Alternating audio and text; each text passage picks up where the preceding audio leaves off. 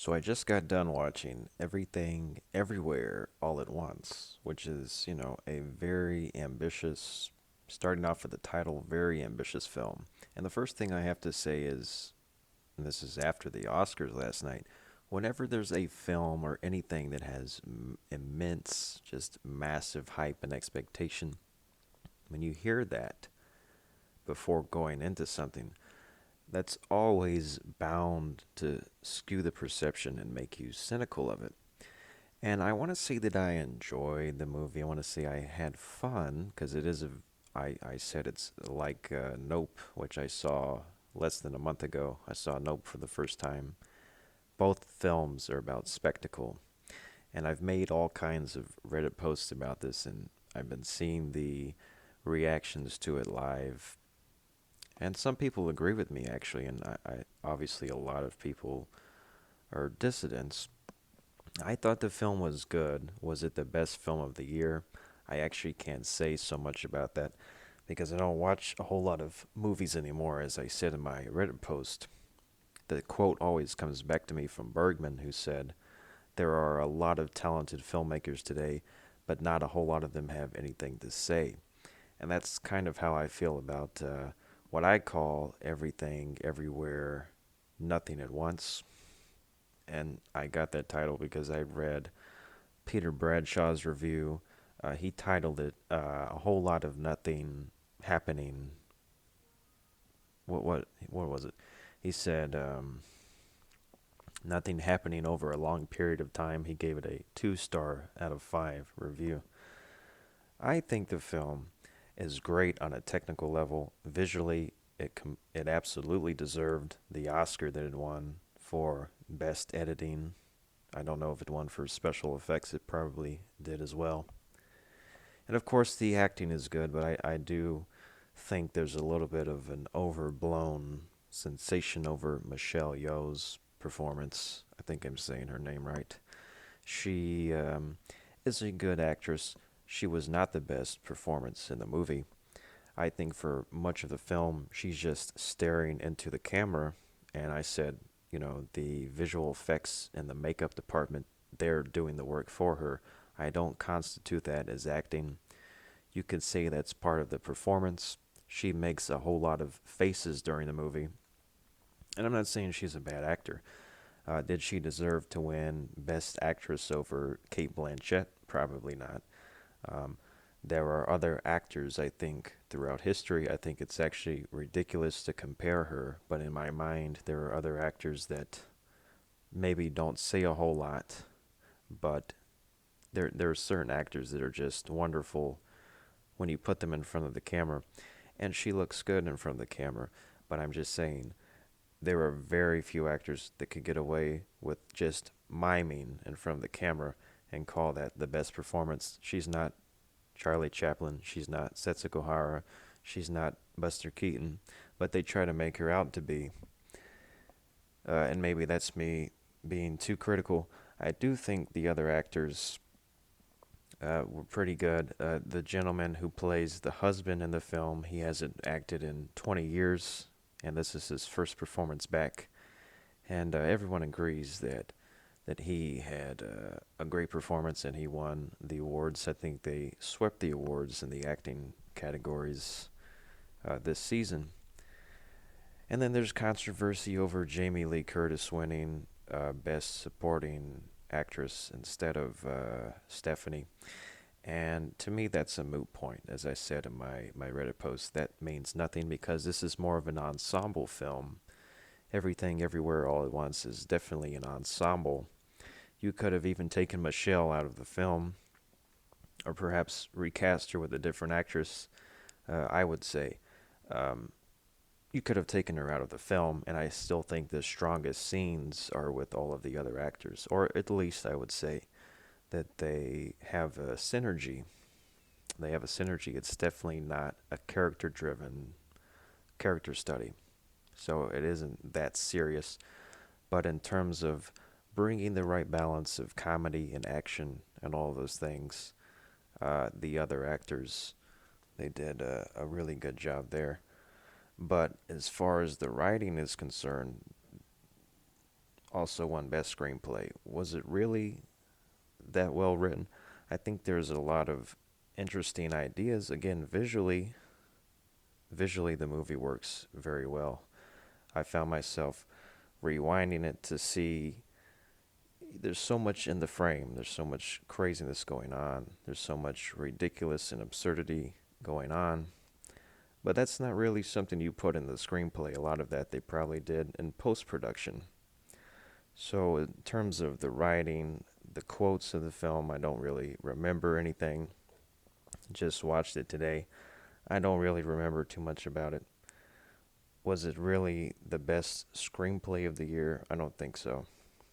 But again, I haven't seen everything, so maybe it is, but that wouldn't be saying a whole lot if it's true. A lot of people found it fun. I think it's a fun movie. I think it shows that Hollywood can still be entertaining, and I think we should all be glad. I don't think it's an Oscar bait movie. I don't think it is trying too hard to be quote unquote important, but I think it's also not really taking its own themes as serious as it could. But I see a lot of people analyzing it, trying to find things, maybe a lot of things that I missed. Like I said, it's definitely a movie. Maybe if there's ever been a movie that you need to see more than once just because there's so much going on, like the title says, it's a brilliant title for what it is. Everything everywhere all at once. But the whole idea is that even with all of that, what's really going on? And you can make an argument that it's really nothing all at once. There were some good moments at the end of the movie. It really starts to get its point across at the end. And it's where I said, well, if the entire point could be wrapped up in just a scene, then the movie kind of becomes, it's a little bit of an overload just to get to that point. I thought the gags got to be a little bit weird just for the sake of being weird. And someone said to me that no, the weirdness and the absurdity is actually that it all ties back into something. And I think that's looking beyond metaphor, beyond what's really there in the text. But, if you say so, I still think some of the stuff is just completely weird for the sake of being weird. And I think that started to make me grow tired by the end of it. I think there were much better human stories. There is a human element there, and that I do appreciate. The whole idea that family is the most important thing is a good message in the movie.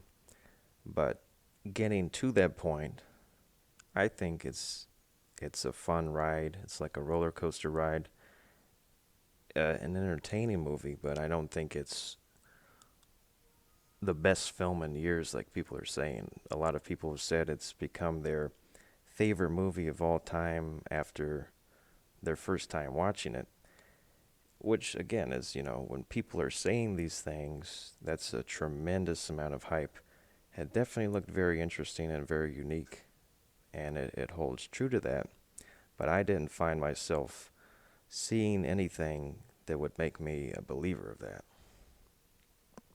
I think it's good, not great. But a lot of people like it, and a lot of people are finding some meaning in it, and I always like that. So if it means something to people who watch it and they enjoyed it and they want to analyze it and try to find metaphors in it, I think that's good. But the problem is that it takes some established philosophy, and I just think that it's only surface level depth. And there are people that are watching it and thinking that this is some incredible statement about the state of the world today, about nihilism and all these things. And it's like if you've seen all the films that have come before this, even just to compare it to contemporary multiverse. It uses the concept of the multiverse, which seems to be in everything today. Every game you see and every superhero movie is about the multiverse. And I think it does a better job of that than a lot of them do, like the Critical Drinker said in his video. But it also does far worse in the philosophical departments, which have been actually done much better. There have been much deeper things said than in this 2 hour movie, which is 2 hours of spectacle if you can stand it. But I think that narratives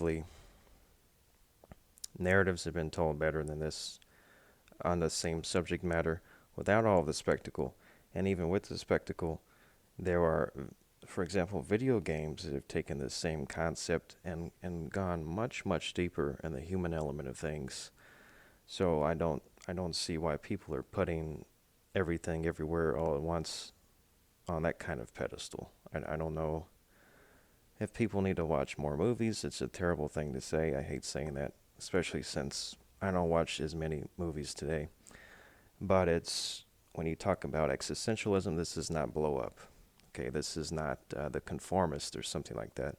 And I hate making those comparisons, but it's like these themes. I said Doctor Strangelove because someone said to me that the movie is about all of the absurd things that are happening in the world right now. Well, of course it is, but those films have already been made. It seems like just a great excuse to put people back in the theaters and have these visuals wash over them. And this is a great movie to see in an actual theater, so you can't take anything away from that. I don't have a problem with action movies, and I don't think it goes. I actually do think that it was more of an action movie than anything, which is why they wanted Jackie Chan to play the main character. A lot of people don't know that. Not just because of the Asian element, but they wanted the star of the movie to be able to do all of the action stunts. They changed it to a woman instead. But I still think they got something close to Jackie Chan. And the actor that plays the husband, who again is great, been out of work for 20 years and comes back and gives probably his career best performance. But I think that this is really, I find myself in the minority thinking this is a great action movie and great visual effects um, and a happy-go-lucky movie, but it's not the best that movies have to offer. Maybe for right now, and the way that Hollywood is going right now, it's definitely something to appreciate.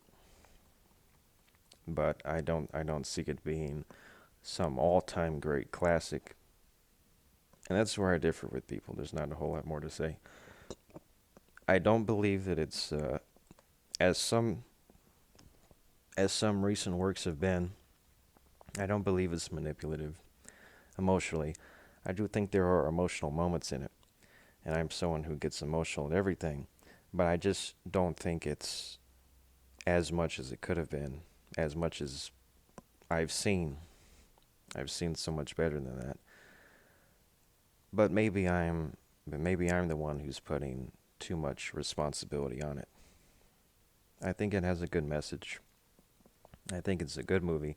I wouldn't give it 2 stars, but I also wouldn't give it 5 stars. I'd give it I'd give it a definitely a thumbs up, but I don't see it being I don't know if it was the best film of last year, as they like to say it is.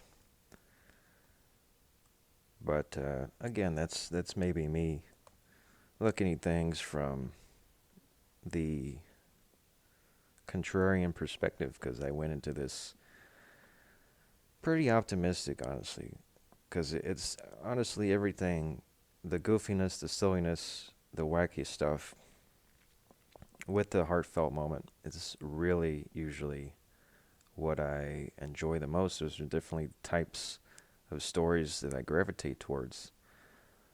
But I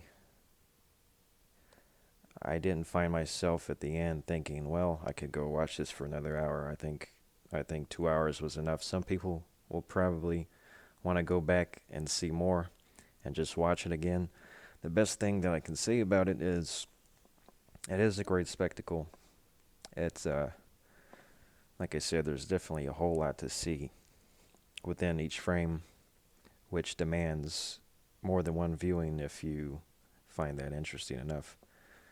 And and of course the actor James Hong, who's been acting forever, he's always been a very funny actor. So he has a great presence in the film, and he's one of the few actors that made me laugh in the movie. And one scene I did really like. There's actually just going to end saying things I actually did really like. The Ratatouille reference, which was, I mean, to me, that's one of the most memorable things in the film, other than the weird shit. The fact that they took Ratatouille, which is a great film, just by example. I think Ratatouille is a better movie than this movie is by far. And they had to reference stuff like 2001: A Space Odyssey. And I appreciate the references. This is not 2001: A Space Odyssey. This is probably the easiest way to make my point. It is not better than the films that it takes the references from. It did not invent any of these concepts of the multiverse. People are really acting like it's the first movie ever made to have these concepts. It's a high concept film, but with absurd moments. Those have been made before.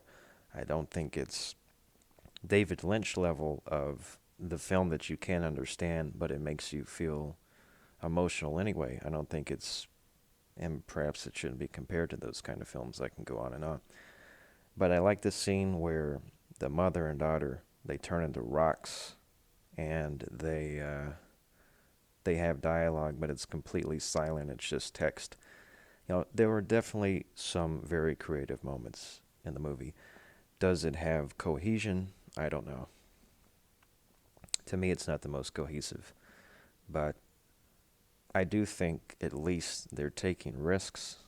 I said that they actually played it safe with the writing, yes, with the visually, and I guess trying to tell a narrative through absurd moments. Did they take some risks? Did they do something different? I think they did some things differently, but nothing felt consequential, which I also said. Uh, Absurdity, yes. Did it feel like anything was consequential at the end of the film? Plot-wise, all of the troubles, the IRS tax worries were solved at the very end of the film.